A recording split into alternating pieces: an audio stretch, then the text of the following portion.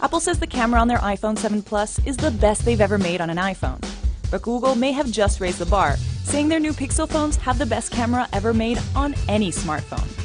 So we're going to put these specs to the test in the real world with a tour of wine country, starting here at the Jarvis Winery. Both phones were great at capturing the hint of fall in the vineyards and the storm clouds on the horizon, but the one shot on the Pixel looks more dramatic, with more visible detail, richer color, and better texture. And though the shots were taken from the exact same spot, the Pixel has a slightly wider lens, making it appear further away in all the shots. So we're going to get a little bit closer and test the macro shot. The white balance is slightly different on both phones, cooler on the iPhone with deeper hues, and warmer on the Pixel with brighter colors, making the grapes appear lighter. And since both have their charm, I'm gonna have to call this one a draw. Both cameras have a blurred background effect. On the Pixel it's called lens blur, and on the iPhone it's actually called portrait mode.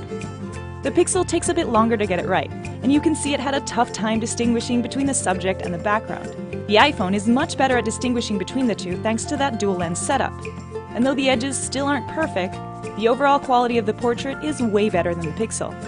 And if you feel like flipping the shot on yourself, the iPhone has a 7-megapixel front-facing shooter compared to the 8-megapixel sensor on the Pixel, and you can tell the difference. Not only is the Pixel selfie sharper than the iPhone, it also has a wider angle lens, which means you get more in your shot without having to overstretch your arm.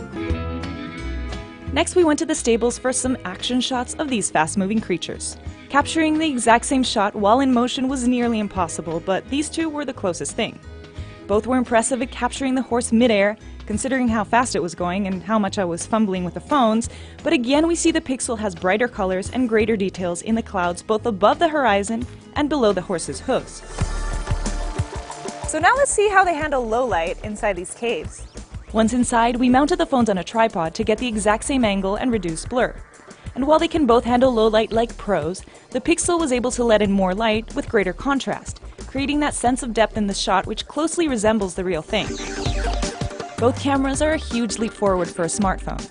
The portrait on the iPhone 7 Plus is incredible, and that may be a strong enough reason to choose it over the Pixel, but it's the only reason. The Pixel was able to capture more detail in each image, it had consistently brighter colors, and superior low-light shots, making it our overall winner in this round.